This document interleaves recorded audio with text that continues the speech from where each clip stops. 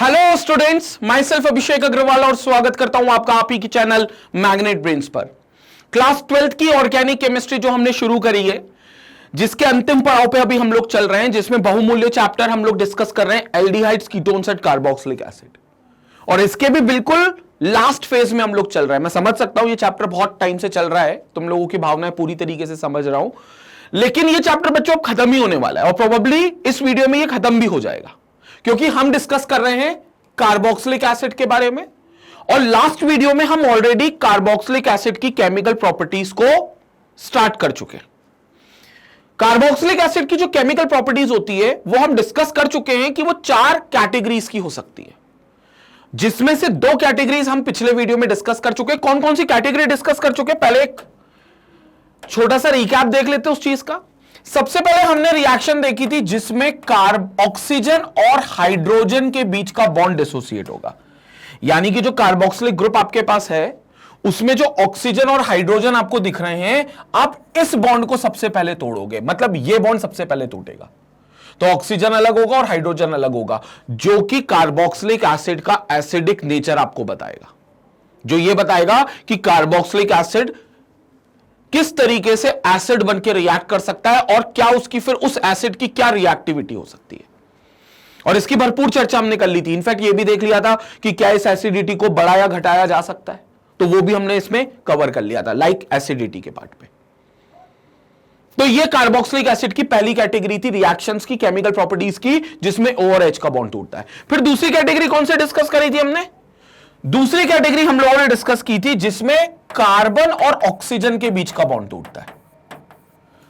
Like उन reactions की बात की थी जिसमें ये वाला बॉन्ड टूटेगा। किसके बीच का? कार्बन और ऑक्सीजन के बीच का ये बॉन्ड टूटेगा। और इस श्रेणी में, इस कैटेगरी में सबसे इंपॉर्टेंट रिएक्शन थी ईस्टरिफिकेशन, जिसका मैंने मैकेनिज्म भी आपके साथ डिस्कस किया है। लास्ट वीडियो में मैकेनिज्म ऑफ ईस्टरिफिकेशन आपको दिख जाएगा और बहुत इंपॉर्टेंट है वो मैकेनिज्म। और ईस्टरिफिकेशन रिएक्शन इसी सेकंड कैटेगरी में आएगी। तो ये 2 कैटेगरीज हम ऑलरेडी लास्ट वीडियो में अपने डिस्कस कर चुके हैं। अब बची हुई 2 कैटेगरी हम इस वीडियो में डिस्कस करेंगे। तो जो थर्ड कैटेगरी आएगी आपको यहां पर, वो थर्ड कैटेगरी कौन सी होगी? वो थर्ड कैटेगरी होगी reaction involving the whole COOH group. वो रिएक्शन की कैटेगरी होगी जिसमें पूरा COOH ग्रुप को इन्वॉल्व किया जाए, पूरा COH ग्रुप। मतलब अगर आपके पास कार्बोक्सिलिक एसिड कुछ ऐसा है, RC double bond O single bond OH, तो पूरा ये मॉलिक्यूल इन्वॉल्व होगा, पूरा ये मॉलिक्यूल चेंज हो जाएगा, पूरा मॉलिक्यूल बदल जाएगा। अब ये कौन सा ग्रुप है? ये तो है ही कार्बोक्सी ग्रुप।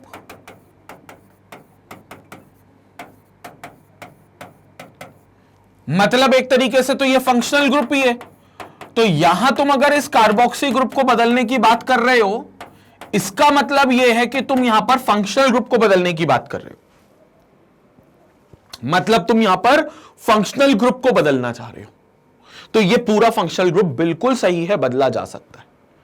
और वो रिएक्शंस बहुत सारी होती हैं, मतलब उसको हम लोग डिटेल में समझेंगे कि रिएक्शंस में क्या क्या होगा और कैसे इस कार्बोक्सी ग्रुप के फंक्शनल ग्रुप को आप चेंज करोगे। तो इस श्रेणी में जो पहली रिएक्शन आती है वो आती है रिडक्शन रिएक्शन। हम इधर क्या कर सकते हैं? इनको रिड्यूस कर सकते हैं। What do you mean by reduction? Reduction का मतलब है 2 चीजें, या तो आप हाइड्रोजन को ऐड कर दो या फिर ऑक्सीजन को निकाल लो।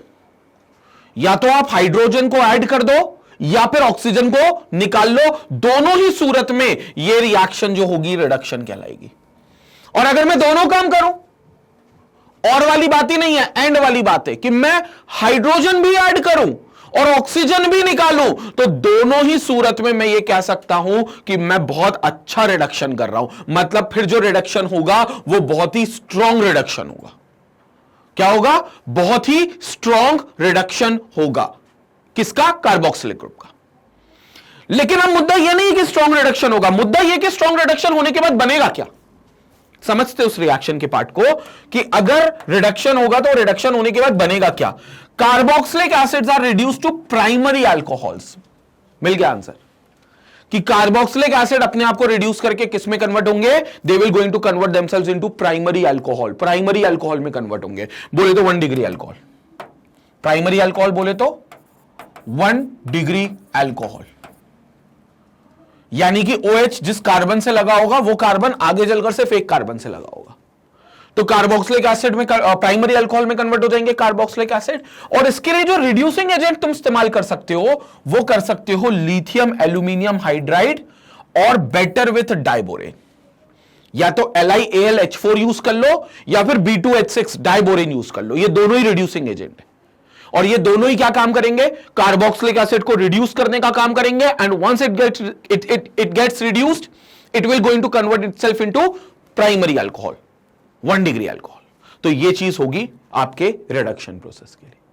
तो वो चीज देखो, मतलब उस चीज को समझो कि कैसे वो रिडक्शन करके अल्कोहल बना रहा है। ये मेरे पास कार्बोक्सिलिक एसिड, राइट, ये मेरे पास कार्बोक्सिलिक एसिड है, बाकी सारी चीजें मैं हटा देता हूं अभी। अब एक काम करते हैं, इस O को निकाल लेते हैं। तो भैया ये रिमूवल ऑफ O कर रहे हो तुम, this is removal of oxygen, जो कि रिडक्शन होता है। लेकिन जब इस O को निकालोगे तो कार्बन पे 2 बॉन्ड फ्री हो जाएंगे, कार्बन पर 2 बॉन्ड फ्री हो जाएंगे अगर इस ऑक्सीजन को निकाल लोगे तो, क्योंकि कार्बन और ऑक्सीजन के बीच में तो डबल बॉन्ड बन रहा था। तो उस 2 बॉन्ड को भरने के लिए तुम 2 हाइड्रोजन इस पर ऐड कर दोगे। So you are adding hydrogen, so this is also called as addition of hydrogen. तो दोनों ही सूरत में आप रिडक्शन कर रहे हो, और अगर दोनों काम कर रहे हो तो बहुत ही अच्छा रिडक्शन कर रहे हो। तो ये 2 हाइड्रोजन इस कार्बन के साथ जगह ले लेंगे, तो फिर फाइनल प्रोडक्ट बनेगा क्या आपका? अगर मैं फाइनल प्रोडक्ट की बात करूं जो बनेगा तो वो RC, इसके साथ एक OH पहले से लगा, इसको मैंने बिल्कुल भी नहीं छेड़ा, इसको निकाल दिया ऑक्सीजन को और उसकी जगह 2 हाइड्रोजन डाल दिए। तो यहां पर एक हाइड्रोजन आ जाएगा, यहां एक हाइड्रोजन आ जाएगा। बोलो ये क्या हो गया? ये हो गया RCH2OH। बोले तो अल्कोहल जिस कार्बन से जुड़ा है वो सिर्फ एक साइड कार्बन से जुड़ा है, बाकी 2 जगह तो उसके हाइड्रोजन H2 लिखा हुआ है। तो मतलब ये कुछ नहीं हो गया, ये आपका सिंपल प्राइमरी अल्कोहल हो गया। सिंपल ये आपका कौन हो गया? Primary alcohol. This is how you'll get the primary alcohol. तो आपको दोनों काम करने हैं, आपको क्या करना है, ऑक्सीजन भी निकालना है और आपको क्या करना है, हाइड्रोजन भी ऐड करना है। As simple as that. अब वो काम कौन कर रहेगा? या तो लिथियम एल्यूमिनियम हाइड्राइड करवा लो, ये दोनों काम लिथियम एल्यूमिनियम हाइड्राइड भी कर सकता है और ये दोनों काम डाइबोरेन भी कर सकता है। Some functional groups like ester, इसके आगे पढ़ते हैं। तो some functional groups like ester, nitro, halo etcetera are not reduced by diborane.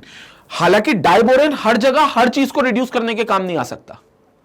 जैसे वो ईस्टर को, नाइट्रो को, हेलो पार्ट को, इनको रिड्यूस नहीं कर सकता, कार्बोक्सिलिक एसिड को कर सकता है।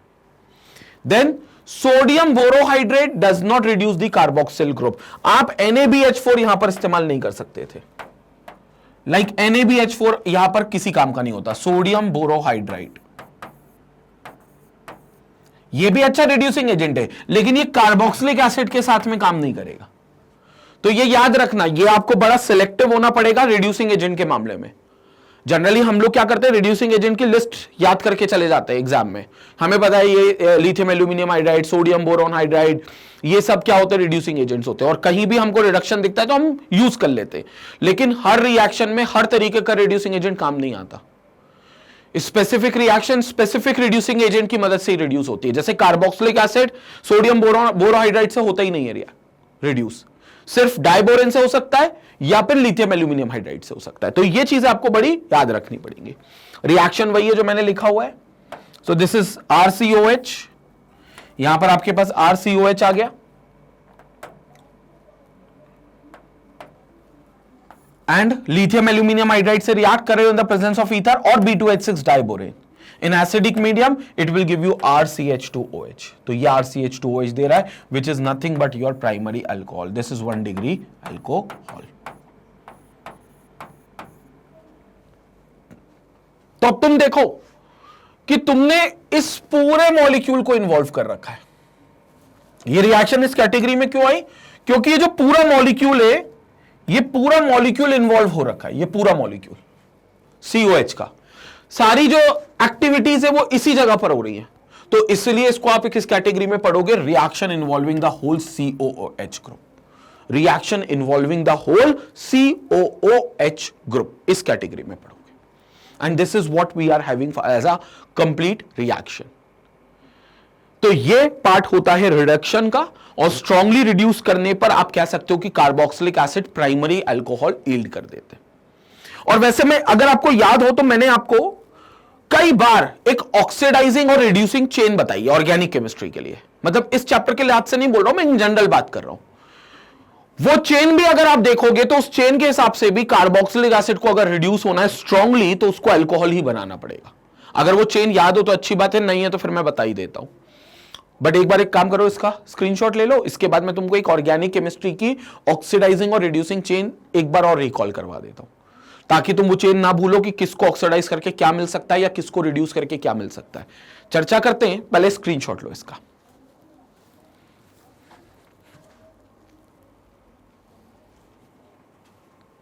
नाउ चेन देखेंगे वाली, तो सबसे पहले जो कहानी शुरू होती है वो कहानी शुरू होती है हाइड्रोकार्बन से। हाइड्रोकार्बन बोले तो कार्बन और हाइड्रोजन के कंपाउंड, जिसमें एल्केन होगा, एल्कीन होगा, एल्काइन होगा, यही सब हो सकते हैं। और कहते हैं अगर आप हाइड्रोकार्बन को ऑक्सीडाइज करो, और ऑक्सीडाइज करो तो मतलब मैं कह रहा हूं आप माइल्ड ऑक्सीडेशन भी कर सकते हो। It's not about the strong oxidation, मैं माइल्ड ऑक्सीडेशन की बात कर रहा हूं, क्योंकि ये स्टेप बाय स्टेप हम लोग इसको ऑक्सीडाइज कर रहे हैं। तो हाइड्रोकार्बन को जब हम ऑक्सीडाइज करेंगे तो वो अल्कोहल बना लेंगे, like they will going to convert themselves into alcohol. Alcohol on further oxidation, alcohol को आप फर्दर ऑक्सीडाइज करोगे तो इट डिपेंड्स कि कौन सा अल्कोहल है, प्राइमरी है या सेकेंडरी है। तो एल्डिहाइड भी बन सकता है या फिर कीटोन भी बन सकता है। अगर प्राइमरी हुआ तो एल्डिहाइड बनेगा और सेकेंडरी हुआ तो कीटोन बनेगा। अल्कोहल, फिनॉल एंड ईथर में पढ़ा ये चैप्टर, ये चीज डिटेल में। एल्डिहाइड और कीटोन को अगर आप फर्दर ऑक्सीडाइज करोगे तो ये आपको कार्बोक्सिलिक एसिड दे देगा। So this will give you carboxylic acid. तो ये आपको कार्बोक्सिलिक एसिड दे देगा। तो ये वाली चेन जो मैंने अभी आपको बताई, this is a chain for oxidation. अगर इस चेन को पलटा के लिख लो तो this is true for reduction as well.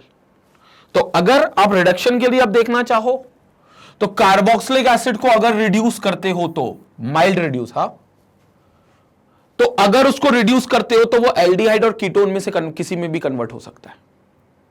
ठीक है, बेसिकली वो एल्डिहाइड में होता है क्योंकि कीटोन में आपको carbonyl group non terminal position पे होना चाहिए, लेकिन कार्बोक्सिलिक एसिड में जो कार्बोनिल पार्ट होता है वो कॉर्नर वाले कार्बन पे होता है, टर्मिनल पे होता है। तो फिर वो कीटोन नहीं बनाएंगे, तो फिर वो क्या बनाएंगे, एल्डिहाइड। तो कार्बोक्सिलिक एसिड रिड्यूस होकर एल्डिहाइड ही देता है। ठीक है, अगर चेन टूट गई किसी वजह से तो फिर पॉसिबल हो सकता है कि वहां पर बन जाए, अदरवाइज एल्डिहाइड ही बनेगा। एल्डिहाइड फर्दर रिड्यूस होगा तो वो अल्कोहल बना देगा, और अल्कोहल अगर फर्दर रिड्यूस होगा तो वो हाइड्रोकार्बन बना देगा।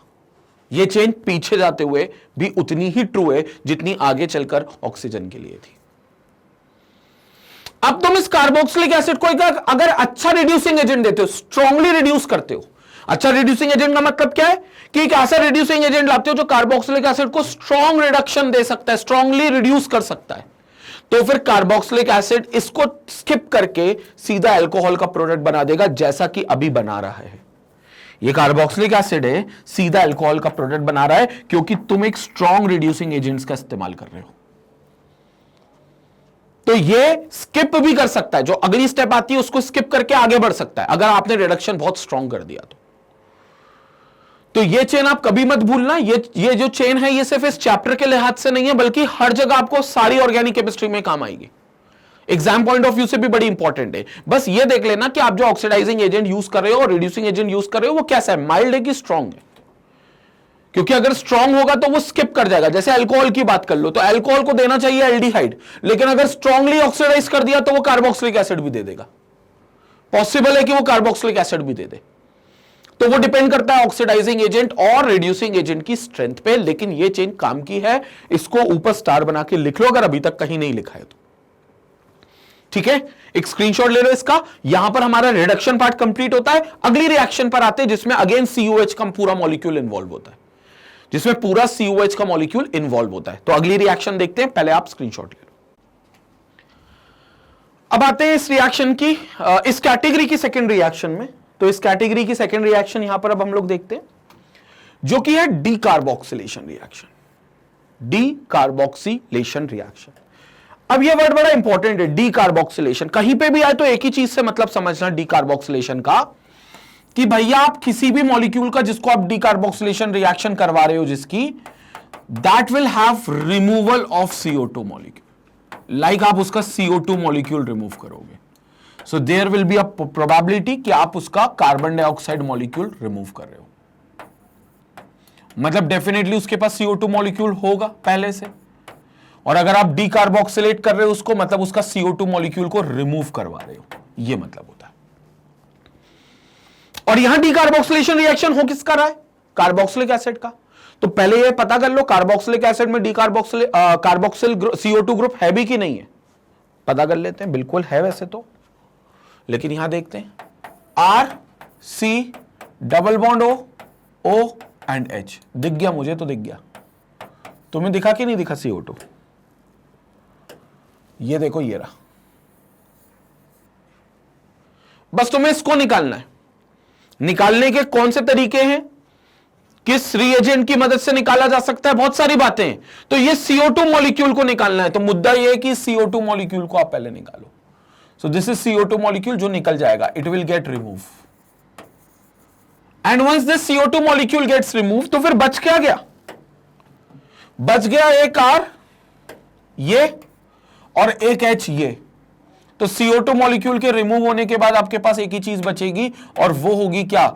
R और H। CO2 तो निकल गया, ये जो CO2 है ये तो गया, तो फिर कौन बचा? RH। RH क्या होता है? कुछ नहीं, एल्केन, क्योंकि R एल्काइल ग्रुप होता है, उसके साथ हाइड्रोजन की बॉन्डिंग है, तो मतलब ये कुछ नहीं हुआ, ये हो गया आपका सिंपल एल्केन। तो this is what you are having as alkane. इसका मतलब एक चीज तय हो गई, कैसे होगा हमें नहीं पता, लेकिन अगर डीकार्बोक्सिलेट करते हो आप कार्बोक्सिलिक एसिड को, मतलब अगर उसमें से CO2 मॉलिक्यूल निकालते हो, तो वो एल्केन बनाकर दे देगा। हमें फाइनल प्रोडक्ट मिल गया कि वो एल्केन बनाकर दे देगा। तो ये खूबसूरती है इस बात को समझने की कि CO2 मॉलिक्यूल निकलेगा तो जो बच जाएगा वही आपका प्रोडक्ट होगा। तो R और H बच जाएगा, R और H साथ में मिल जाएंगे, जिसको हम एल्केन बोलते हैं। तो इसका मतलब CO2 मॉलिक्यूल जब भी कार्बोक्सिलिक एसिड से निकाला जाएगा तो वो एल्केन में कन्वर्ट होगा। This is what you are getting as an alkane part. So this is what you are getting as an alkane part. तो ये हो गया आपका alkane. Now carboxylic acid lose carbon dioxide to form hydrocarbons. Alkane is a member of hydrocarbon. And when their sodium salts are heated with soda lime. Now when their sodium salts are heated with soda lime. तो पहले हमें carboxylic acid को उसका salt बनाना पड़ेगा, like उसका sodium salt बनाना पड़ेगा। अब sodium salt कैसे बनेगा? carboxylic acid खुद एसिड है, तुम एक ऐसा बेस ले आओ जिसमें सोडियम हो, तो वो बेस सोडियम कंटेनिंग बेस उस एसिड से रिएक्ट करके सोडियम सॉल्ट बना देगा उस कार्बोक्सिलिक एसिड का। तो वहां पर आपको सोडियम सॉल्ट मिल जाएगा। अब उस सोडियम सॉल्ट को आप डीकार्बोक्सिलेटिंग एजेंट का इस्तेमाल करके CO2 निकाल दो। अब डीकार्बोक्सिलेटिंग एजेंट कौन सा होता है? Soda lime is the best decarboxylating you can have. Soda lime is the best decarboxylating agent you can have. This is soda lime. क्या होगा क्या soda lime? Soda lime is basically a mixture of CaO with NaOH। तो soda lime जो होगा it will be a mixture of calcium oxide plus sodium hydroxide NaOH। ये होगा soda lime, basically ये होगा सोडा लाइम। और इसका काम क्या है? डीकार्बोक्सिलेट करना, क्योंकि it's a decarboxylating agent.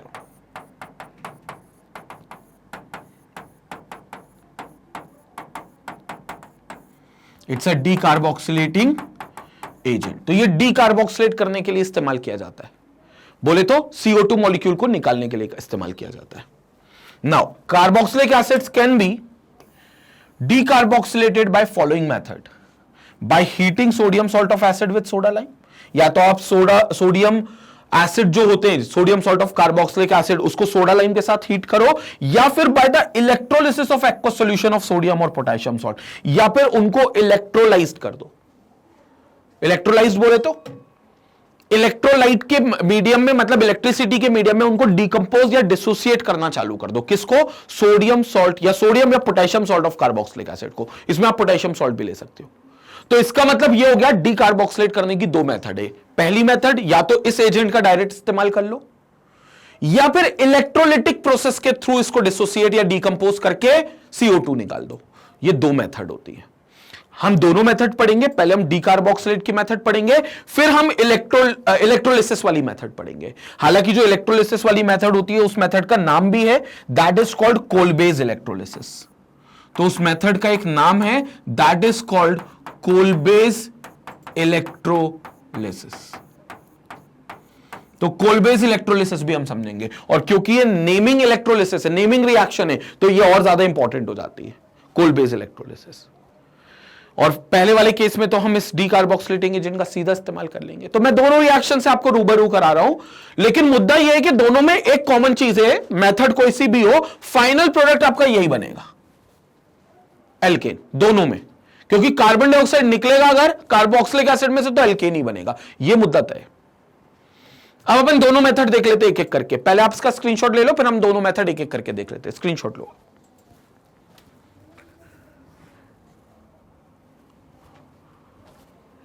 Now पहला है सोडा लाइम वाला मेथड। सबसे पहले डीकार्बोक्सिलेशन किया गया है by using decarboxylating agent like soda lime. So this is by using decarboxylating agent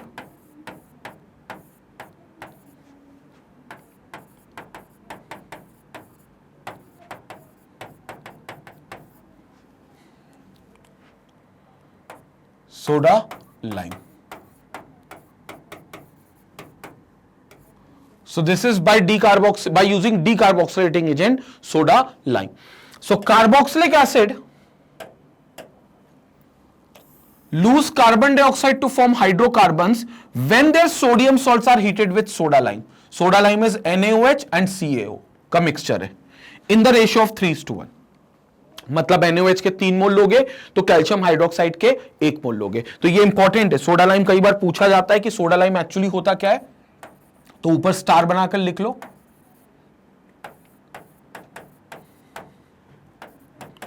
soda lime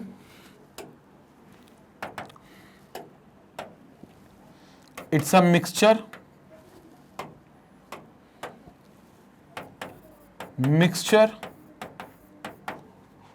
of NaOH plus CaO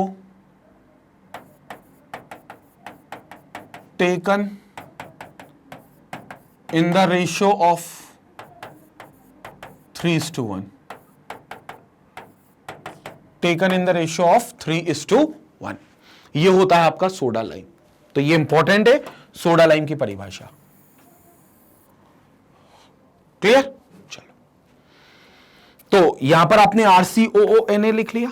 ये है sodium salt of carboxylic acid. अगर ये समझना है कि ये कैसे बना होगा तो यहां पर देख लो, sodium salt of carboxylic acid. आपने RCOOH लिया होगा और इसकी रिएक्शन, ये क्योंकि एसिड है तो इसकी रिएक्शन एक बेस से करा दी होगी। बेस कौन सा है? NaOH का। ये बेस आपने यूज कर लिया NaOH का। So it's a base that you have used here. तो एक एसिड हो गया, एक बेस हो गया। यहां से H जाएगा और यहां से OH जाएगा। ये H गया और यहां से OH गया, तो क्या रिमूव हो गया? वाटर तो रिमूव हो गया, क्योंकि एसिड और बेस न्यूट्रलाइजेशन में वाटर तो बाई प्रोडक्ट देते हैं। और मेन प्रोडक्ट कौन हो गया? RCOONA। तो इसके साथ रिएक्शन किसकी हो गई? RCOONA। So this is RCOONA। This is what we are having, sodium salt of carboxylic acid. तो इसको उठाया यहां पर, ये लिखा। क्या करा फिर उसके बाद? इसको हीट करा with soda lime mixture. This is called soda lime. Soda lime के साथ हीट करा तो क्या होगा? ये जो CO2 मॉलिक्यूल दिख रहा है, ये CO2 मॉलिक्यूल निकल जाएगा, Na निकल जाएगा इसके साथ, तो they will form Na2CO3। CO2 निकल गया, Na2CO3 यहां पर बन गया। तो Na2CO3 ये मिलकर बना लेंगे और R की बॉन्डिंग H से हो जाएगी, तो जो R की बॉन्डिंग यहां H मिलेगा उस R की बॉन्डिंग H से हो जाएगी, तो RH क्या बन जाएगा आपका, this will give you an alkane which is a member of hydrocarbon, ये आपका एल्केन दे देगा। तो सोडा लाइम से तो बड़ा सिंपल है, sodium salt of carboxylic acid उठाओ, सोडा लाइम डाल दो, हीट करना चालू करो, अपने आप CO2 Na2CO3 के फॉर्म में निकल जाएगा सोडियम कार्बोनेट के रूप में, और वहां पर R और H यानी कि एल्केन मिल जाएगा। एल्काइल की बॉन्डिंग H से हो जाएगी तो पूरा सैचुरेटेड पार्ट बन जाएगा और वो एल्केन हो जाएगा जो कि हाइड्रोकार्बन है। तो ये हो गया डीकार्बोक्सिलेटिंग एजेंट का इस्तेमाल करके। लेकिन एक और मेथड है इलेक्ट्रोलिसिस, कोलबेज इलेक्ट्रोलिसिस, इसके बाद वो भी देखते हैं, पहले स्क्रीनशॉट ले लो इतने पार्ट का।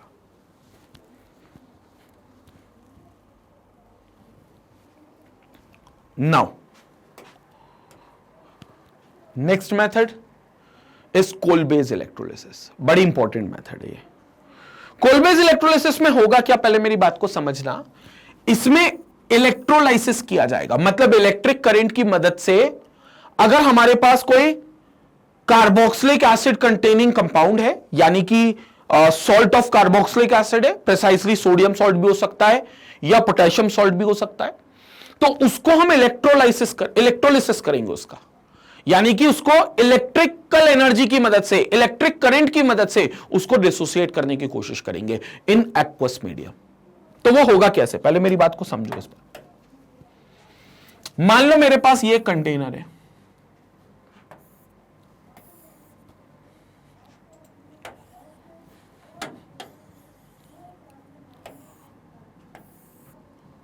मान लो मेरे पास ये कंटेनर है और इस कंटेनर में मैंने 2 इलेक्ट्रोड्स रख दिए।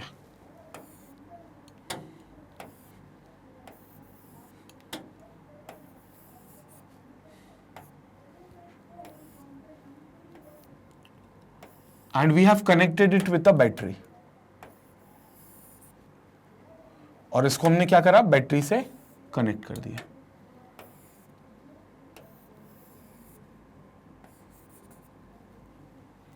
तो ये 2 इलेक्ट्रोड्स हो गए।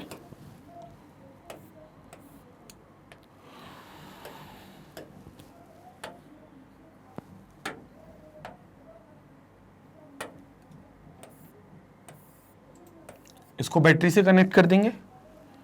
बैटरी जो होगी, सपोज करो ये पॉजिटिव नेगेटिव ऐसा टर्मिनल से कनेक्ट हो गया, तो ये हो गया पॉजिटिव और ये हो गया नेगेटिव, और यहां हमने भर दिया aqueous solution of sodium salt, aqueous solution sodium salt of carboxylic acid या फिर potassium salt of carboxylic acid, यहां हमने एक्वस फॉर्म ले लिया सोडियम और पोटेशियम सॉल्ट का। तो अब होगा क्या, यहां पर देखते हुए चलेंगे। It contains aqueous solution of sodium और potassium salt, aqueous solution of CH3COONA और CH3COOK। Sodium salt of ethanoic acid भी हो सकता है या potassium salt of ethanoic acid भी हो सकता है, तुम कोई सा भी ले सकते हो। मैं अभी सोडियम सॉल्ट ले लेता हूं, और एक्वस मीडियम में मतलब पानी के साथ है, और ये यहां पर बैटरीज लगी हुई हैं ऑलरेडी। तो ये बैटरी एक पॉजिटिव टर्मिनल से कनेक्टेड है और एक नेगेटिव टर्मिनल से कनेक्टेड है, तो इसका मतलब ये हो गया कि ये बैटरी पॉजिटिवली चार्ज हो गई और ये वाला जो इलेक्ट्रोड है, सॉरी, ये नेगेटिवली चार्ज हो गया। तो एक पॉजिटिवली चार्ज इलेक्ट्रोड हो गया और एक नेगेटिवली चार्ज इलेक्ट्रोड हो गया। तो ये आपके 2 डिफरेंट इलेक्ट्रोड्स हो गए।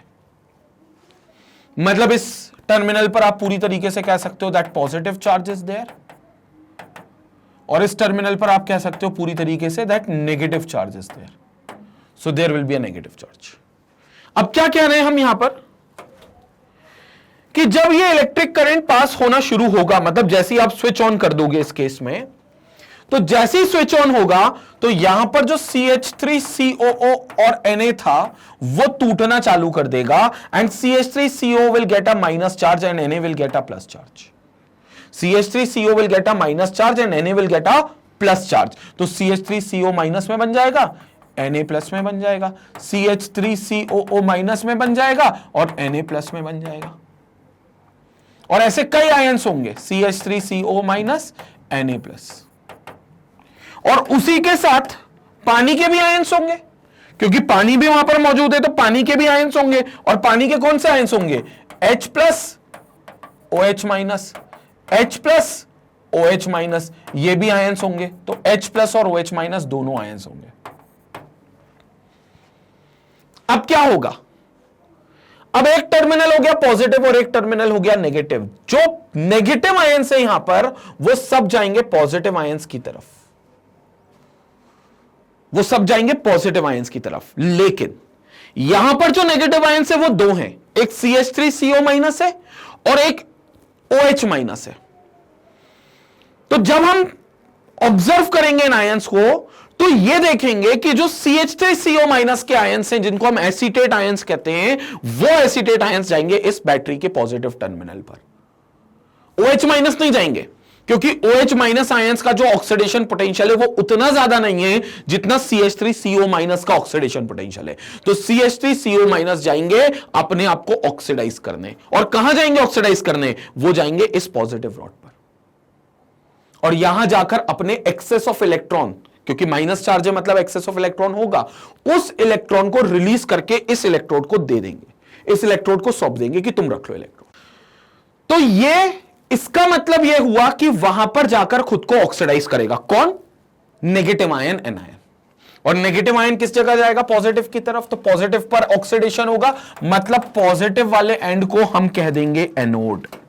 क्या कह देंगे भैया? एनोड। तो ये जो पॉजिटिव वाला एंड हो गया, इसको आप एनोड बोल दोगे, दिस इज एनोड। और यहां कौन भागेगा? CH3COO-।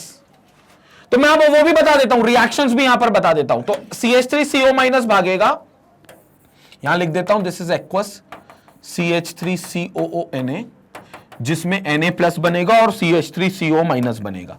तो CH3CO- बनेगा और Na+ बनेगा। तो अब रिएक्शन देखो यहां पर, this will be a reaction here at anode.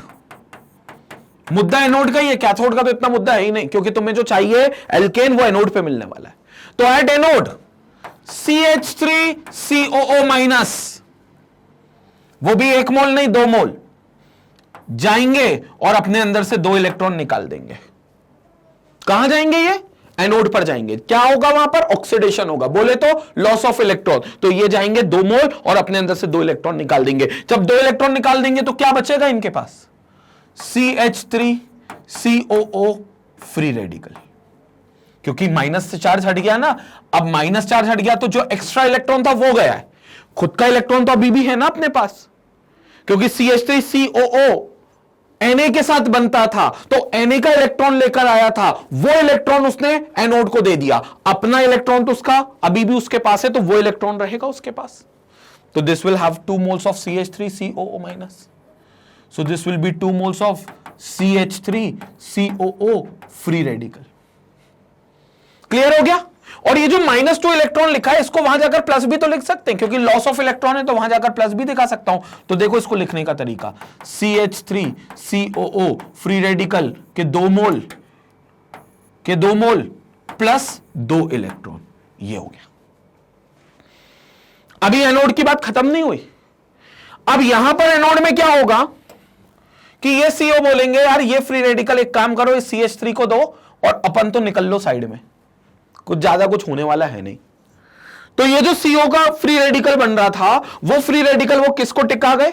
CH3 को टिका गए, और CO2 खुद निकल गया। तो यहां से होगा क्या? 2 मॉलिक्यूल CH3COO के फ्री रेडिकल जो थे, वो ये फ्री रेडिकल इसको टिका जाएंगे, तो ये बन जाएगा 2 molecule of CH3 free radical, और खुद यहां से CO2 निकल जाएगा। मतलब इस जगह से तुम्हें कार्बन डाइऑक्साइड के बबल्स निकालते हुए दिखाई देंगे, या यहां पर CO2 गैस निकलती हुई दिखाई देगी। ये कह लो कि CO2 गैस निकलती हुई दिखाई देगी। निकल जान दो, क्योंकि इसी का तो मतलब डीकार्बोक्सिलेशन था। इसी को तो हम कहते थे कि CO2 का निकलना डीकार्बोक्सिलेशन है, तो CO2 निकल जाएगा, डीकार्बोक्सिलेट हो जाएगा। लेकिन फिर ये बोलेंगे CH3 के 2 मॉलिक्यूल्स जो फ्री रेडिकल बने, कि यार अपन क्यों बैठे, एक काम करो, अपन भी आपस में रिएक्शन कर दो। तो ये CH3 का एक फ्री रेडिकल इसके एक और CH3 के फ्री रेडिकल के साथ क्योंकि दो फ्री रेडिकल्स हैं, दो मोल्स हैं, तो ये दोनों मिलकर क्या बना देंगे, CH3 बॉन्ड CH3, जिसको आप क्लब करके कह सकते हो C2H6, जिसको इथेन बोला जाता है, जो कि एल्केन का ही एक हिस्सा है, या कह लो हाइड्रोकार्बन फैमिली का मेंबर है। तो ये इथेन यहां पर बन जाएगा। तो एनोड पर आपको एक और चीज मिलने वाली है कि यहां पर CO2 तो उड़ता हुआ दिखेगा, लेकिन यहां पर आपको हाइड्रोकार्बन इथेन भी मिलेगा। और इथेन क्यों मिल रहा है, क्योंकि आपने 2 कार्बन का एसिड यूज किया था। 3 कार्बन का यूज करते हैं तो 3 कार्बन के हिसाब से आ जाता। तो इस तरीके से आपको ये हाइड्रोकार्बन मिलेगा। फिर बात आती है कि कैथोड पे क्या होगा, वो नेगेटिव टर्मिनल पे तो जितने भी पॉजिटिव आयन है वो जाएंगे, और उनमें से 2 पॉजिटिव आयन है, एक H+ और Na+। तो कौन जाएगा, H+ जाएगा, Na+ नहीं जाएगा। तो H+ जाएगा यहां पर, H+ जाकर यहां इलेक्ट्रॉन गेन कर लेगा, तो H+ जैसे ही इलेक्ट्रॉन गेन करेगा तो H में कन्वर्ट होगा, फिर H और H दो मिलकर H2 गैस बना लेंगे, तो they will going to form an H2 gas here. तो यहां से जो बबल्स निकलेंगे वो बबल्स किसके निकलेंगे, H2 गैस के बबल्स निकलेंगे। तो यहां से जो बबल्स निकलेंगे वो H2 गैस के बबल्स निकलेंगे। कंसेप्ट क्लियर हो गया। तो यहां पर हाइड्रोजन गैस का बबल्स निकलेगा और ये होगी रिएक्शन। मैं कैथोड की रिएक्शन की चिंता नहीं कर रहा हूं, क्योंकि मेरे को तो मेन प्रोडक्ट जो चाहिए वो मुझको एनोड पे मिलता है, तो मैंने एनोड की रिएक्शन अच्छे से लिख दी। कैथोड के लिए वो लिखी हुई रिएक्शन।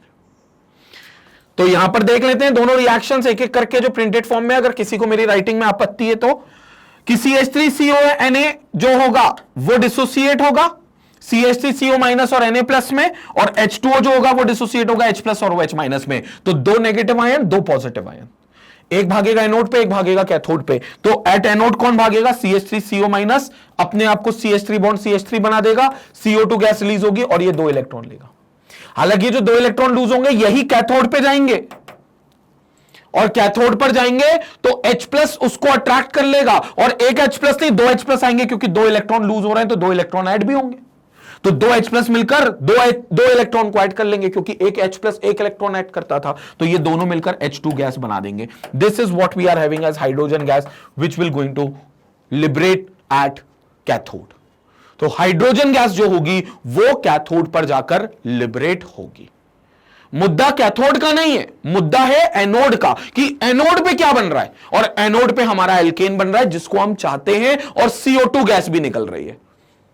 तो एनोड पे ही सारे कार्यक्रम हो रहे हैं, CO2 गैस भी निकल रही है और एल्केन भी बन रहा है। CO2 गैस का निकलना इस कॉल्ड डीकार्बोक्सिलेशन, तो डीकार्बोक्सिलेशन हो रहा है। तो ये इलेक्ट्रोलिसिस की मदद से डीकार्बोक्सिलेशन हो रहा है, इसलिए इसको नाम दिया गया कोलबेज इलेक्ट्रोलिसिस। इसलिए इसको नाम क्या दिया गया, कोलबेज इलेक्ट्रोलिसिस। इसको कहते हैं कोलबेज इलेक्ट्रोलिसिस। कंसेप्ट क्लियर है, खत्म, या कोलबेज इलेक्ट्रोलिसिस, इसके अलावा कुछ नहीं है। तो जल्दी से इसका स्क्रीनशॉट ले लो, वाहियात सा डायग्राम बना हुआ है, लेकिन काम का है क्योंकि तुमको इससे समझ में आया है। ठीक है, तो जल्दी से इसका स्क्रीनशॉट ले लो, इसके बाद हम लोग आगे चर्चा करते हैं कुछ और रिएक्शंस की। ठीक है ना, अभी हेलोजनेशन वाली रिएक्शंस बची हुई है। COH की ग्रुप वाली रिएक्शंस खत्म हो गई, जिसमें COH ग्रुप इन्वॉल्व होता था वो खत्म हो गया। अब हम उसमें देखेंगे जिसमें अल्काइल पार्ट इन्वॉल्व होता है, आखिरी कैटेगरी, तो वो भी चर्चा करते हैं। पहले स्क्रीनशॉट ले लो इतने पार्ट का। तो स्टूडेंट ये होगी रिएक्शन जिसमें हम लोगों ने COH ग्रुप का इन्वॉल्वमेंट देखा था। मतलब किस तरीके से COOH ग्रुप इन्वॉल्व होता है, उन रिएक्शंस की बात कर लिए, जो थर्ड कैटेगरी थी जो समाप्त हो चुकी है। अब आते हैं अंतिम कैटेगरी पे, फोर्थ कैटेगरी पे, जिसमें कुछ रिएक्शंस और देखी जाएंगी जो कि फोर्थ कैटेगरी के बेस्ड है। फोर्थ कैटेगरी कौन सी है, जिसमें एल्काइल पार्ट इन्वॉल्व होगा, like hydrocarbon part. Hydrocarbon part कहां दिखता है, अगर तुम कार्बोक्सिलिक एसिड की बात करो तो इसमें RC double bond O single bond OH होता है। भूल जाओ इस COH पार्ट को, सिर्फ अब इस पर गौर करो। ये भी तो है साथ में, ये भी तो कार्बोक्सिलिक एसिड का हिस्सा है, भले ठीक है वो मेन ग्रुप नहीं है, वो एक सब्स्टिट्यूट ग्रुप है, लेकिन ये COH ग्रुप मेन है। लेकिन ये इन्वॉल्व, अगर इसके लिए रिएक्शंस कुछ हो सकती हैं, ये किसी रिएक्शन में इन्वॉल्व हो सकता है, तो भी तो हम कहेंगे कि वो कार्बोक्सिलिक एसिड की ही रिएक्शंस हैं। तो ये जो एल्काइल पार्ट है, this is what you called as an alkyl part. This alkyl part will be there as it is considered as hydrocarbon part, और ये अब रिएक्शन में इन्वॉल्व होगा। अब इसमें हो क्या सकता है, अब ये जो R पार्ट है इसमें होगा क्या, पहले तो ये समझ लो। इसमें होगा कार्बन और हाइड्रोजन, बाकी तो फिर COH ग्रुप जुड़ जाएगा इसके साथ। तो इसमें एक जगह पर होगा कार्बन और बाकी 3 जगह पर होंगे हाइड्रोजन। तो इसमें होगा क्या, कार्बन, यहां 3 जगह पर होंगे हाइड्रोजन। तो एक हाइड्रोजन यहां, एक हाइड्रोजन यहां, एक हाइड्रोजन यहां, then we have this as COOH group. तो ये वाला हिस्सा जो होगा ये अब इन्वॉल्व करेगा। अब इसमें क्या इन्वॉल्वमेंट क्या हो सकता है, इसकी क्या एक्टिविटी हो सकती है। एक चीज हो सकती है कि ये अपने हाइड्रोजन को सब्स्टिट्यूट कर सकता है। ये जो हाइड्रोजन तुम्हें दिख रहे हैं, ये हाइड्रोजन, ये हाइड्रोजन, ये हाइड्रोजन, इनको सब्स्टिट्यूट कर सकता है। तो फिर एक नई रिएक्शन आपको कार्बोक्सिलिक एसिड की देखने को मिलेगी और इसी पार्ट को बोला गया है सब्स्टिट्यूशन इन हाइड्रोकार्बन। इसी पार्ट को बोला गया है सब्स्टिट्यूशन इन हाइड्रोकार्बन। तो ये हाइड्रोकार्बन पार्ट में क्या होगा, सब्स्टिट्यूशन होने लगेगा, सब्स्टिट्यूट होने लगेगा हाइड्रोकार्बन पार्ट। तो अब देखो यहां पर, now we have this reaction which is basically called as halogenation. सबसे पहली रिएक्शन आएगी हैलोजनेशन। कुछ नहीं करना, इस हाइड्रोजन को हटाओ, हैलोजन लगाओ, खत्म। ये जो कार्बन में हाइड्रोजन लग रहा है, इस हाइड्रोजन को हटाओ और इसकी जगह हैलोजन लगा दो, तो ये हो गया halogenation, halogenation. So in this, carboxylic acid reacts with chlorine and bromine. कौन से हैलोजन है, क्लोरीन और ब्रोमीन, ये भी हैलोजन है और ये भी हैलोजन है। In the presence of a small amount of phosphorus, तो स्मॉल अमाउंट ऑफ फॉस्फोरस की जरूरत पड़ेगी टू गिव हैलोजनेटेड कार्बोक्सिलिक एसिड। अब जब ये हाइड्रोजन हट जाएंगे और सब्स्टिट्यूट हो जाएंगे हैलोजन से, तो आप इस कार्बोक्सिलिक एसिड को हैलोजनेटेड कार्बोक्सिलिक एसिड बोल दोगे। क्या बोल दोगे, हैलोजनेटेड कार्बोक्सिलिक एसिड। कि अब जो कार्बोक्सिलिक एसिड है उसमें जो एल्काइल पार्ट पे हाइड्रोजन था वो सब्स्टिट्यूट हो गया हैलोजन से, तो हैलोजनेटेड कार्बोक्सिलिक एसिड होगा। तो ये देखो RCH2COH है। एंड ऑलवेज रिमेंबर, जो हाइड्रोजन होगा वो अल्फा हाइड्रोजन सब्स्टिट्यूट होगा। अब कई बच्चे सोचे सर अल्फा हाइड्रोजन मतलब, समझाते हैं। पहले काम करो, इस इतने पार्ट को कॉपी कर लो, मतलब स्क्रीनशॉट ले लो, फिर मैं इरेज करता हूं, फिर तुमको अल्फा कार्बन और अल्फा हाइड्रोजन का मतलब समझाता हूं। पहले स्क्रीनशॉट ले लो इतने पार्ट का।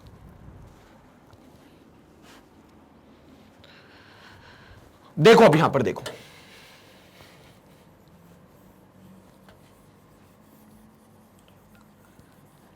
COOH जो है कार्बोक्सिलिक एसिड में, लाइक दिस इज COONH, तो ये कार्बन है, डेफिनेटली ये कार्बन है, बट इसको हम मानते हैं कि this is a functional group, like this whole is a functional group. So this whole is basically a functional group.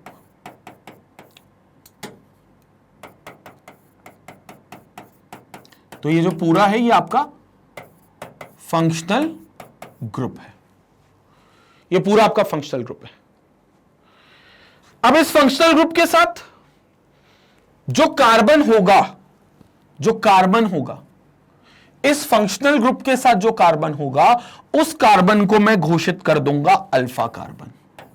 Like this carbon is basically your alpha carbon. ये alpha carbon है।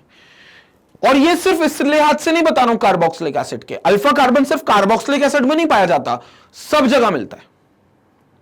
और हमेशा वो एक ही तरीके से डिफाइन होता है कि फंक्शनल ग्रुप से डायरेक्टली जुड़ा हुआ जो कार्बन होगा, डायरेक्टली अटैच जो कार्बन होगा, उस कार्बन को हम अल्फा कार्बन बोल देंगे। तो ये अल्फा कार्बन हो गया, this is an alpha carbon. And obviously जो हाइड्रोजन इस अल्फा कार्बन से लगे होंगे, all these hydrogens will be alpha hydrogen. तो ये सब अल्फा हाइड्रोजन हो गए, ये सब अल्फा हाइड्रोजन हो गए।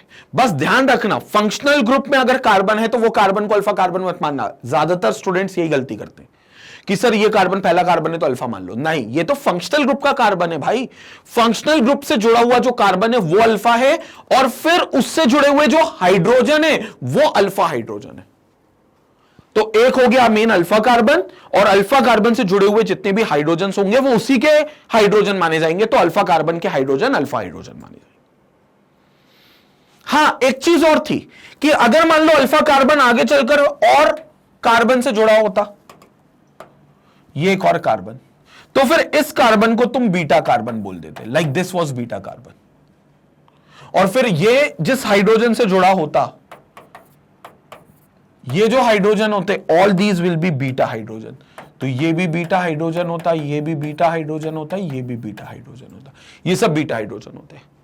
अल्फा के बगल वाले जो कार्बन होते हैं एडजेसेंट टू इट, जो डायरेक्टली अल्फा कार्बन से लगे, वो कार्बन बीटा हो जाते हैं। फिर बीटा से लगे डेल्टा, ऐसे चलता, मतलब बीटा, ये बीटा से लगा गामा और गामा से लगा डेल्टा, तो अल्फा बीटा गामा डेल्टा ऐसा चलता जाएगा। लेकिन हम गामा डेल्टा तक नहीं जाते, तीसरा कार्बन गामा होता, चौथा कार्बन डेल्टा होता, हम गामा डेल्टा तक नहीं जाते, बस अल्फा बीटा तक ज्यादातर कहानी समाप्त हो जाती है, और उसमें तो अल्फा सबसे ज्यादा इंपॉर्टेंट है।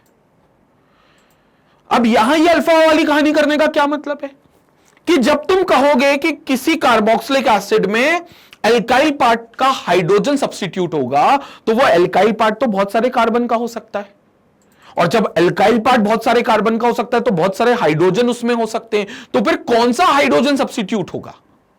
तो it's always the alpha hydrogen which get substituted. कौन सा? अल्फा हाइड्रोजन जो सब्स्टिट्यूट होगा। So it will be alpha hydrogen which will get substituted. तो आप इन हाइड्रोजन के सब्स्टिट्यूशन की बात कर रहे हो, इन हाइड्रोजन के, and it will get substituted by the halogen. तो देखो ये COH मॉलिक्यूल है, इसके साथ ये कार्बन जुड़ा है, this is called alpha carbon, ये अल्फा कार्बन हो गया। अब इधर क्या करोगे? X2 के साथ रिएक्ट कराओगे, X कैन बी क्लोरीन और ब्रोमीन, तो X2 हो सकता है, Cl2 हो सकता है और Br2 हो सकता है। In the presence of red phosphorus with water, तो ये क्या होगा? एक H जो होगा एक X से रिप्लेस हो जाएगा, तो एक X से रिप्लेस होगा, तो ये एक H चला गया और इसकी जगह एक X आ गया। CH2 था तो CH रह गया और एक X आ गया। Now this is called alpha halocarboxylic acid. Now this whole group is called as alpha halocarboxylic acid. तो ये alpha halocarboxylic acid कहलाएगा। ये है मेन कार्बोक्सिलिक एसिड, इससे जुड़ा हुआ carbon is alpha carbon, this is alpha carbon, और alpha पर ये X है, दिस इज कॉल्ड हैलोजन। तो अल्फा पर ये X है which is called your halogen.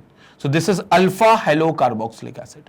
हालांकि आप इसको नाम भी दे सकते हो 1 2 3 ऐसा करके, तो 2 हेलो और जो भी कार्बोक्सिलिक एसिड होगा वो कह सकते हो, बट प्रिसाइसली 2 की जगह आप अल्फा वर्ड भी यूज कर सकते हो, अल्फा अल्फाबेट, क्योंकि अल्फा जो है वो ये बताएगा कि कार्बोक्सिलिक एसिड के जस्ट एडजेसेंट वाले कार्बन के पास हेलोजन लगा हुआ है, तो alpha halo carboxylic acid. Screenshot लो, आगे बात करते हैं फिर।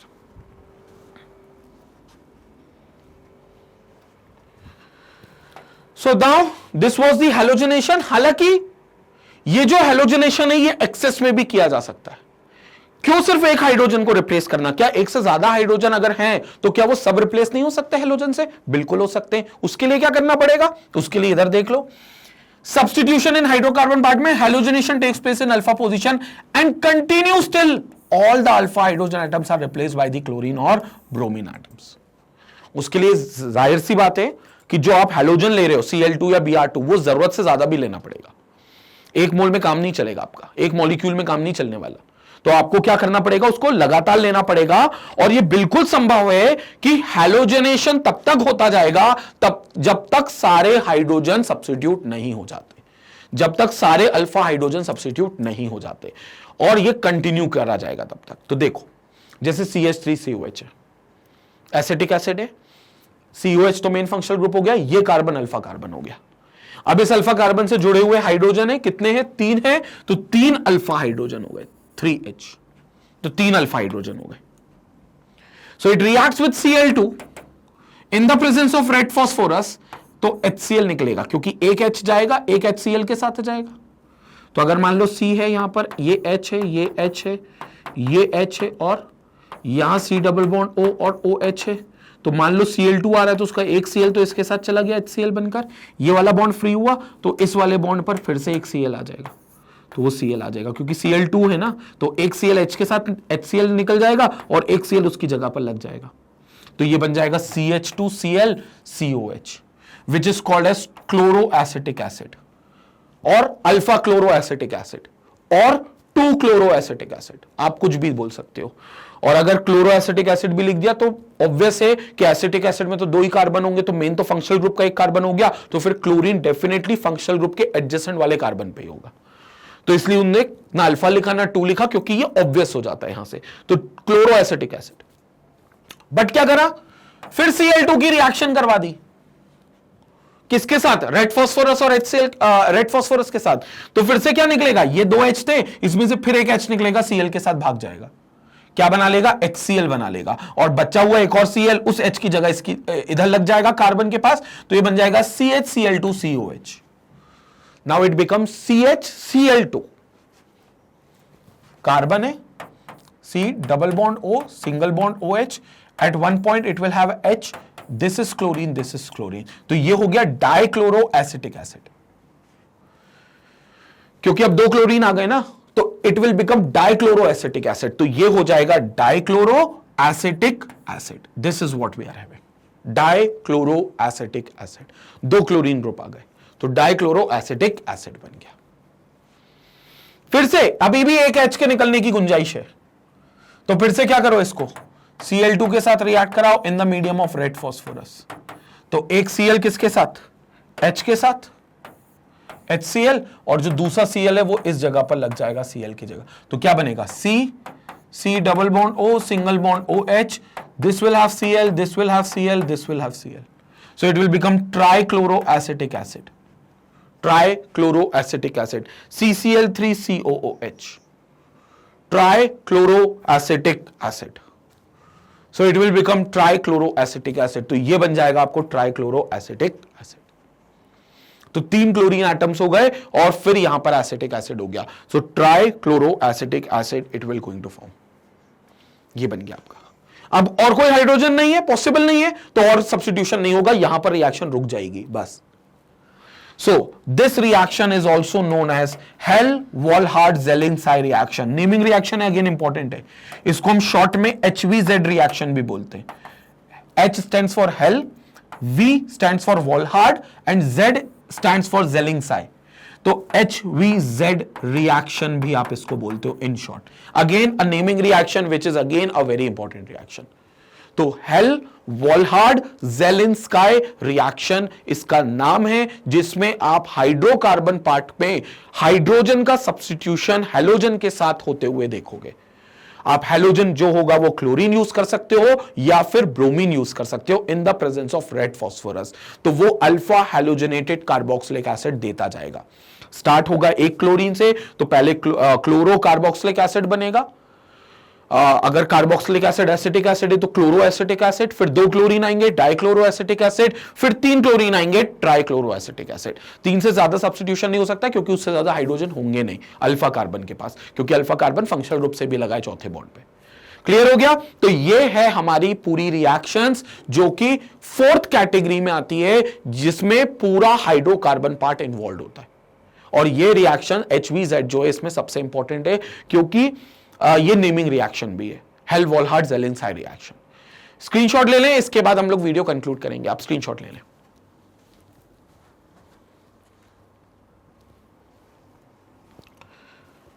तो स्टूडेंट यहां पर हम अगली रिएक्शंस पर आते हैं, जिस पर हम लोग देखेंगे सब्स्टिट्यूशन इन हाइड्रोकार्बन पार्ट। अब यही तो देख रहे थे अभी तक, लेकिन अब इसमें कौन सा सब्स्टिट्यूशन होगा? इसमें एरोमेटिक कार्बोक्सिलिक एसिड में सब्स्टिट्यूशन होता हुआ दिखाई देगा। एरोमेटिक कार्बोक्सिलिक एसिड जैसे बेंजोइक एसिड है, तो बेंजोइक एसिड में भी तो आपके पास बेंजीन रिंग होती है, बेंजीन रिंग होती है ना। जैसे बेंजोइक एसिड क्या होगा आपके पास? ये हो गई बेंजीन रिंग और इसके साथ लग गया COOH, तो भैया बेंजीन रिंग जो हो गई इसमें भी तो हाइड्रोजन होगा आपके पास। तो this is H, this is H, this is H, this is H and this is also H। तो अब ये हाइड्रोजन भी सब्स्टिट्यूट हो सकते हैं, लेकिन कौन सा होगा? अब देखो, अगर इस हाइड्रोजन को सब्स्टिट्यूट होना है तो पहली बात तो यह तय है कि यहां से जब हाइड्रोजन जाएगा तो वो H पॉजिटिव बन के जाएगा, मतलब खुद को एक इलेक्ट्रोफाइल बना के निकालेगा। तो जाहिर सी बात है जो इसको सब्स्टिट्यूट करने आएगा वो भी एक इलेक्ट्रोफाइल होगा, मतलब पॉजिटिव चार्ज जाएगा तो पॉजिटिव चार्ज आएगा। तो जो इसको सब्स्टिट्यूट करने आएगा इस हाइड्रोजन को, वो भी कोई क्या होगा? एक इलेक्ट्रोफाइल ही होगा। और रिएक्शन जो होगी आप कह सकते हो कि इस वजह से इलेक्ट्रोफिलिक सब्स्टिट्यूशन रिएक्शन कहलाएगी। So that is why it will undergo electrophilic substitution reaction. So it will undergo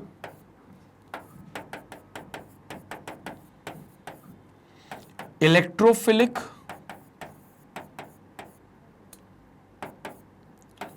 substitution reaction. So it will undergo electrophilic substitution reaction. क्योंकि H को अगर आप सब्स्टिट्यूट करोगे तो एरोमेटिक रिंग में H का substitution मतलब H को H प्लस बनाकर निकालना। अच्छा, H प्लस बनाकर क्यों निकलता है, H प्लस बन के क्यों निकलता है H बेंजीन रिंग में? क्योंकि इसमें जो H जिस कार्बन से जुड़ा है, all those carbons are sp2 hybridized. वो सारे कार्बन कैसे हैं? sp2 हाइब्रिडाइज है। बेंजीन रिंग के सारे कार्बन sp2 हाइब्रिडाइज ही होते हैं, क्योंकि सभी के पास एक एक डबल बॉन्ड होता है बेंजीन रिंग में। और जब sp2 हाइब्रिडाइज्ड है तो s कैरेक्टर ज्यादा है, और s कैरेक्टर ज्यादा है तो इलेक्ट्रोनेगेटिविटी ज्यादा है, क्योंकि हमें पता है कि जिस किसी भी एटम का s कैरेक्टर ज्यादा होगा उसकी इलेक्ट्रोनेगेटिविटी ज्यादा होगी, क्योंकि electronegativity is directly proportional to s character. और sp2 में s कैरेक्टर ज्यादा होता है तो इस कार्बन की इलेक्ट्रोनेगेटिविटी ज्यादा है, मतलब इनकी इलेक्ट्रॉन को पुल करने की tendency, shared pair of electron को अपनी तरफ खींचने की टेंडेंसी ज्यादा होगी। तो ये क्या करेंगे, आसानी से अपने इलेक्ट्रॉन्स को वहां पर क्या कर लेंगे, खींच लेंगे, और H को H प्लस बनाकर निकाल देंगे। तो ये H जो होंगे, अगर ये सब्स्टिट्यूट होते, अगर ये जाते हैं तो ये H प्लस बन के ही जाएंगे, ये तय है।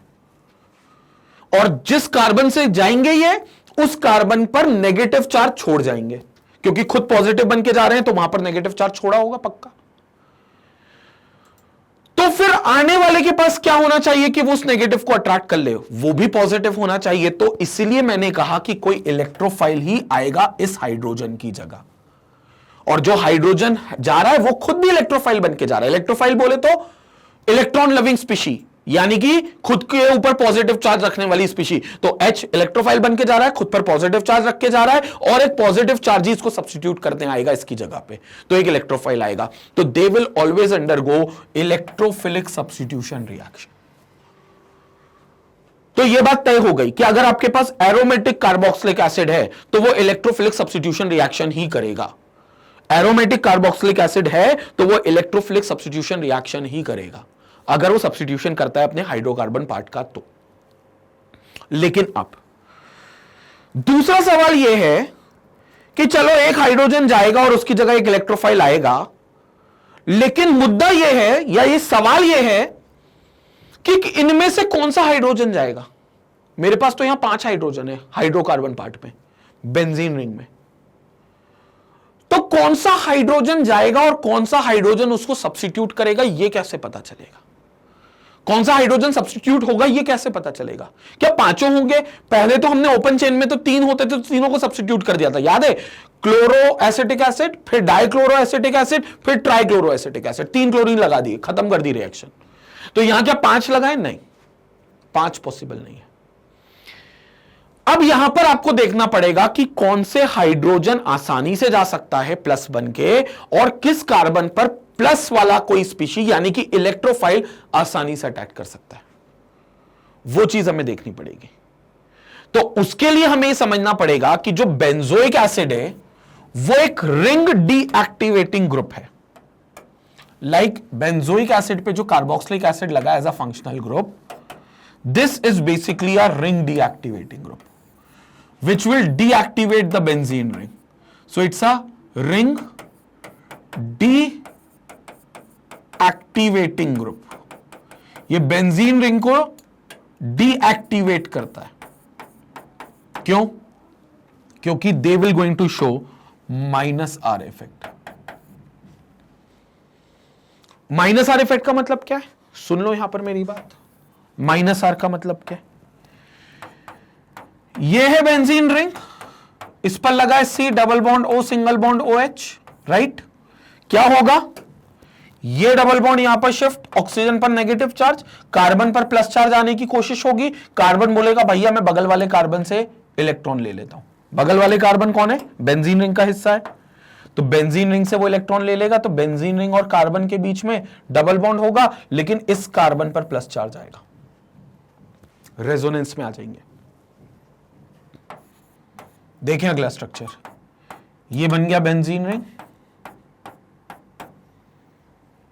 यहां पर आपके पास बॉन्ड था जो यहां डबल बॉन्ड बना गया है, कार्बन हो गया ऑक्सीजन नेगेटिव चार्ज और यहां पर ऑलरेडी OH है, इस पर एक पॉजिटिव चार्ज आ गया, यहां पर बॉन्ड था, यहां पर बॉन्ड था, एज इट इज। अब ये कार्बन बोलेगा भाई मेरे पे पॉजिटिव चार्ज है, ये कार्बन बोलेगा मेरे पे पॉजिटिव चार्ज है, तो भैया मेरा पॉजिटिव चार्ज खत्म करे कोई, तो बगल वाले कार्बन से मदद मांगेगा। बगल वाला कार्बन कौन? ये कार्बन। तो ये कार्बन जो डबल बॉन्ड बना रहा है वो इसके साथ बना लेगा।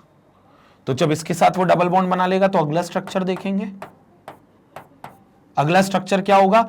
यहां पर एक बॉन्ड बन गया, पॉजिटिव बॉन्ड शांत हो गया, यहां तो बॉन्ड था ही, लेकिन इस कार्बन से बॉन्ड हट गया, तो इस कार्बन पर प्लस चार्ज आ गया, और ऊपर जैसी स्थिति थी वही स्थिति उत्पन्न है, यहां ऑक्सीजन पर नेगेटिव चार्ज है। अब ये कार्बन गरीबी की मार झेल रहा है, पॉजिटिव चार्ज मतलब गरीबी की मार, तो वो क्या करेगा? बगल वाले कार्बन से मदद मांगेगा इससे, तो ये अपना बॉन्ड यहां शिफ्ट कर देगा। तो ये जैसे ही अपना बॉन्ड यहां शिफ्ट करेगा, अगला स्ट्रक्चर देखें जो बनेगा। ऊपर डबल बॉन्ड C है, सिंगल बॉन्ड O है, सिंगल बॉन्ड OH है, ऑक्सीजन जो सिंगल बॉन्ड बना रहा है उसके पास एक नेगेटिव चार्ज है, यहां पर बॉन्ड बन रहा है, नया बॉन्ड यहां बन जाएगा, और ये कार्बन अब गरीबी की मार झेलेगा। लास्ट में ये कार्बन जो गरीबी की मार झेल रहा है, ये इस कार्बन से मदद मांगेगा, तो ये कार्बन अपना पाई बॉन्ड यहां शिफ्ट कर देगा। तो अंतिम प्रोडक्ट देखेंगे, अंतिम स्ट्रक्चर देखेंगे। इसके पास यहां बॉन्ड आ गया, यहां बॉन्ड था, यहां बॉन्ड वापस आ गया, ये इससे बॉन्ड मांगेगा तो कार्बन पे गरीबी आएगी, तो ये इसको इसका लोन पेयर वापस भी कर देगा।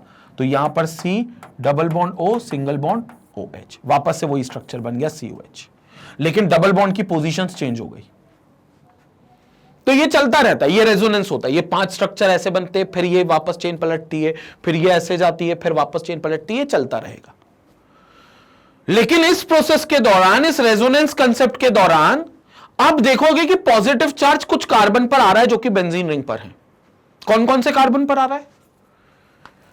इस वाले कार्बन पर आ रहा है, राइट? इस वाले कार्बन पर आ रहा है जो कि ऑर्थो पोजीशन मानी जाती है। इस वाले कार्बन पर भी पॉजिटिव चार्ज आ रहा है, ये देखो, जो कि ऑर्थो पोजीशन मानी जाती है, और इस वाले कार्बन पर भी आ रहा है जो कि ऑर्थो पोजीशन मानी जाती है। तो मतलब जो पॉजिटिव चार्ज आ रहा है वो ऑर्थो पोजीशन पे आ रहा है और पैरा पोजीशन पे आ रहा है। तो जो पॉजिटिव चार्ज है वो ऑर्थो और पैरा पर आ रहा है। और अब तुम क्या कह रहे हो कि तुम्हें एक इलेक्ट्रोफाइल पॉजिटिव चार्ज वाला लेकर आना है, जब ये H+ जाएगा तो इलेक्ट्रोफाइल पॉजिटिव वाला आएगा। तो भाई साहब ये जो इलेक्ट्रोफाइल है पॉजिटिव वाला, ये ऑर्थो और पैरा पर तो आ ही नहीं सकता, वो रास्ते बंद हो गए। क्यों? क्योंकि ऑर्थो और पैरा पे तो पहले से ही पॉजिटिव चार्ज है। ऑर्थो और पैरा पर तो पहले से ही पॉजिटिव चार्ज है, तो इलेक्ट्रोफाइल जो पॉजिटिव चार्ज लेकर आएगा, ये बेंजीन रिंग के पॉजिटिव चार्ज उसको रिपेल मार देंगे कि बेटा निकलो दूर, हम भी पॉजिटिव है, तुम भी पॉजिटिव हो, पटनी है ही नहीं। तो वो इलेक्ट्रोफाइल ऑर्थो और पैरा पर आ ही नहीं सकता, इसका मतलब। और ऑर्थो और पैरा पर नहीं आ सकता तो सिर्फ उसके पास कौन सी पोजीशन बच गई? उसके पास सिर्फ ये मेटा और ये मेटा पोजीशन बच गई, क्योंकि यही वो कार्बन है जहां पर पॉजिटिव चार्ज नहीं आया। तो अगर इलेक्ट्रोफाइल को आना है, अगर इलेक्ट्रोफाइल को सब्स्टिट्यूट होना है, तो it will get substituted at meta positions and it can not get substituted at ortho और पैरा पोजीशन। अगर उसको सब्स्टिट्यूट होना है तो उसको सिर्फ मेटा पोजीशन पे सब्स्टिट्यूट होना पड़ेगा, ऑर्थो और पैरा पर हो ही नहीं सकता, क्योंकि रेजोनेंस से हमें यह पता चला कि ऑर्थो और पैरा पे पहले से पॉजिटिव चार्ज है। आने वाला इलेक्ट्रोफाइल नहीं जाएगा, या H+ बन के नहीं जा पाएगा। तो H+ बन के ही नहीं जाएगा तो आने वाले इलेक्ट्रोफाइल का तो सवाल ही नहीं उठता फिर। तो अगर H+ को जाना है और किसी इलेक्ट्रोफाइल को उसकी जगह पर आना है, तो वो सारी हरकत हो सकती है सिर्फ और सिर्फ और सिर्फ मेटा पोजीशन पे। तो ये सारी चीजें होंगी मेटा पोजीशन पर, मेटा पोजीशन पे। तो this electrophile will going to attack at meta position, और सिर्फ मेटा पोजीशन का हाइड्रोजन एरोमेटिक कार्बोक्सिलिक एसिड में सब्स्टिट्यूट होगा। सिर्फ मेटा पोजीशन का हाइड्रोजन एरोमेटिक कार्बोक्सिलिक एसिड में सब्स्टिट्यूट होगा, ऑर्थो और पैरा वाले कभी नहीं होंगे। यह है पूरा सारा। तो जैसे हम लोग क्या करते थे, ओपन चेन में जितने भी हाइड्रोजन होते थे सबको हेलोजन से सब्स्टिट्यूट कर देते थे, एरोमेटिक में नहीं कर सकते। एरोमेटिक में सिर्फ मेटा वाले होंगे। Reason resonance. रेजोनेंस में हमें समझ में आ गया कि सिर्फ मेटा वाले ही सब्स्टिट्यूट हो सकते हैं। तो अब रिएक्शन को हम सब्स्टिट्यूशन पार्ट में देखेंगे। So now aromatic carboxylic acid undergoes electrophilic substitution reactions in which the carboxyl group acts as a deactivating and a meta directing group.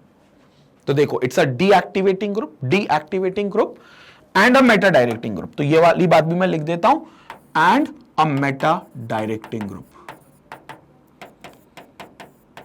तो it's a meta directing group। तो जो भी incoming electrophile आएगा वो electrophile Meta की तरफ direct होगा, क्योंकि this benzoic acid is a Meta directing group. मतलब जो बेंजीन रिंग के ऊपर कार्बोक्सिलिक एसिड बैठा है ना, वो आने वाले इलेक्ट्रोफाइल को लात मार के मेटा पर पहुंचा देता है कि चलो बेटा ऑर्थो और पैरा पे तो चले ही मत जाना, चुपचाप मेटा पे लग जाओ, अगर लगना है तो। हम मेटा का जो हाइड्रोजन है उसको निकाल दो भले लात मार के, लेकिन तुम अगर इलेक्ट्रोफाइल हो तो मेटा पे लग जाओ चुपचाप। ये कहता है carboxylic acid. So it's a Meta directing group. तो अब उनने क्या करा, उनने एक रिएक्शन बताई है जिसको बोला जाता है nitration reaction. So this is nitration, basically this is nitration reaction. तो नाइट्रेशन रिएक्शन उनने यहां पर बताई है। अब नाइट्रेशन रिएक्शन कब होगी, जब नाइट्रेटिंग मिक्सचर ऐड होगा। नाइट्रेटिंग मिक्सचर मतलब बेसिकली नाइट्रेशन होता क्या, addition of NO2 group. So it's basically the addition of NO2 group.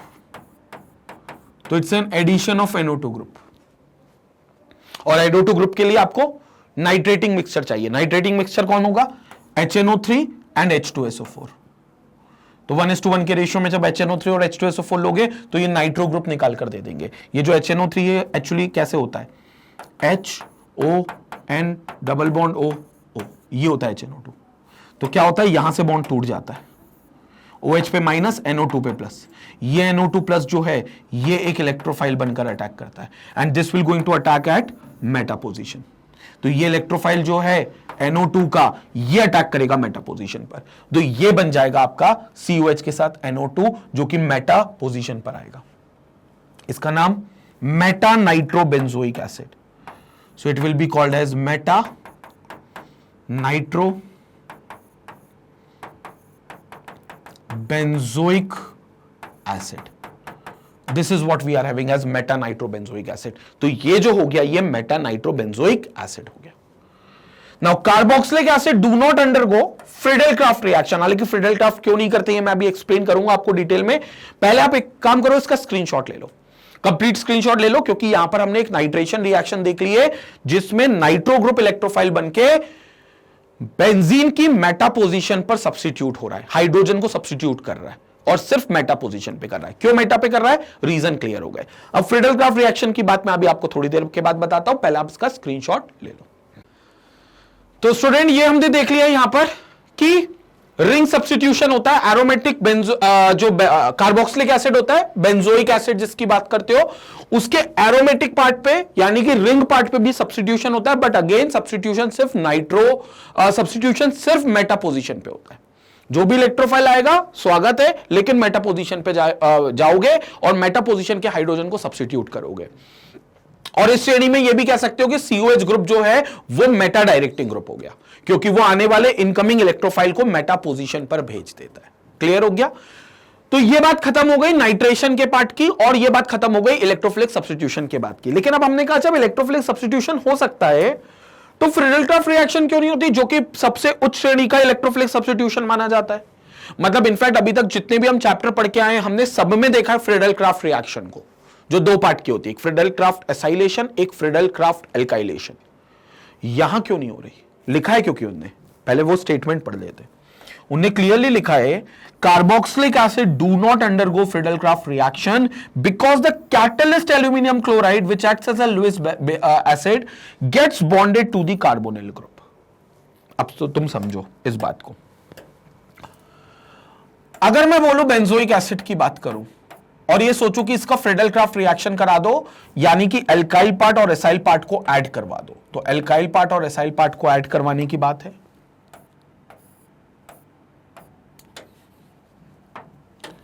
तो ये आपका बेंजोइक एसिड हो गया, like this is benzoic acid.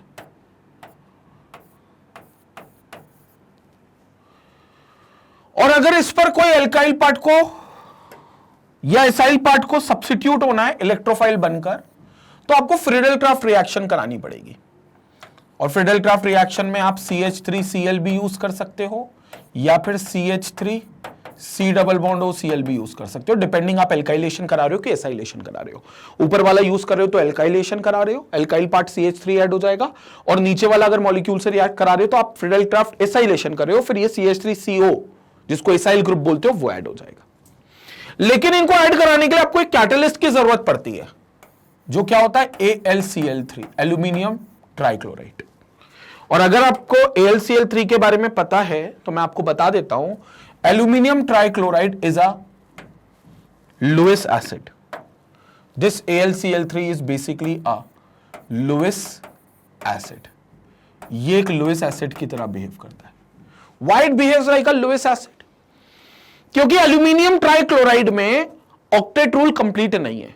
Like अगर हम एल्यूमिनियम की बात करें तो एल्यूमिनियम के पास 6 इलेक्ट्रॉन है, 3 इलेक्ट्रॉन खुद के और 3 इलेक्ट्रॉन उसको क्लोरीन से शेयर करने को मिल गए, तो एल्यूमिनियम के हो गए 6 इलेक्ट्रॉन, और ऑक्टेट रूल में 8 होने चाहिए।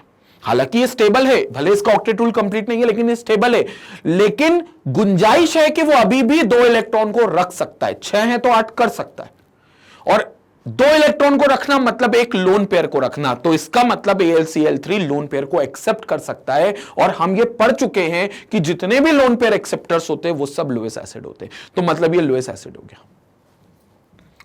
और अगर बेंजोइक एसिड की बात करें तो भैया बेंजोइक एसिड के पास वो ऑक्सीजन है जिसके पास लोन पेयर है। लाइक बेंजोइक एसिड के पास वो ऑक्सीजन है जिसके पास लोन पेयर है, तो मतलब बेंजोइक एसिड का ऑक्सीजन अपना लोन पेयर इस एसिड को दे सकता है। तो फिर ये तो सिर्फ एक मूक दर्शक बनकर रह जाएंगे। ये बोलेंगे भाई साहब रिएक्ट होने तो हम आए थे, लेकिन आपका जो बेंजोइक एसिड है, ये जो बेंजोइक एसिड है, ये बेंजोइक एसिड हमसे रिएक्शन करने की जगह जो कैटलिस्ट हमने लिया है, जिस मीडियम में रिएक्शन करा रहे हैं, उस कैटलिस्ट के साथ ये रिएक्ट कर गया AlCl3 के साथ। तो बेंजोइक एसिड को रिएक्शन इनके साथ करनी चाहिए थी, या तो CH3Cl के साथ या फिर CH3COCl के साथ। इसके साथ ना करके वो सीधा किसके साथ करता है? AlCl3 के साथ। तो जो फ्रीडल-क्राफ्ट रिएक्शन होनी चाहिए वो फिर नहीं होती, और उसकी यही वजह है। तो यही चीज लिखी है, that Lewis acid gets bonded to the carboxyl group. तो यहां पर इनके बीच में बॉन्डिंग बन जाएगी, और इनके बीच में बॉन्डिंग बन जाएगी तो there after there will be no reaction with this. तो इस वजह से यहां पर आपको कोई रिएक्शन देखने को नहीं मिलेगी। तो इस वजह से यहां पर आपका फ्रीडल-क्राफ्ट रिएक्शन संभव नहीं है। और कई बार क्वेश्चन आता है, बोर्ड लेवल पर भी क्वेश्चन आता है कि क्यों बेंजोइक एसिड फ्रीडल-क्राफ्ट रिएक्शन नहीं करता है। सिंपल रीजन, जो कैटलिस्ट वहां यूज होता है AlCl3 which acts as a Lewis acid, benzoic acid का कार्बोक्सिल ग्रुप उसके साथ बॉन्ड बना लेता है, उस AlCl3 के साथ बॉन्ड बना लेता है, जिसकी वजह से वहां पर फिर रिएक्शन नहीं होती फ्रीडल-क्राफ्ट। नाइट्रेशन होती है, वो भी मेटा पोजीशन पे, बट फ्रीडल-क्राफ्ट नहीं होता। This is what we can have. Clear to every student? तो यहां पर ये सारी चीजें हैं। आई होप सबको क्लियर हो गया होगा कि फ्रीडल-क्राफ्ट क्यों नहीं होती है। स्क्रीनशॉट ले लो इसका। यहां पर हमारी पूरी केमिकल रिएक्शन समाप्त होती है, पूरी कंप्लीट होती है। अब स्क्रीनशॉट लो, फिर आगे बात करते हैं।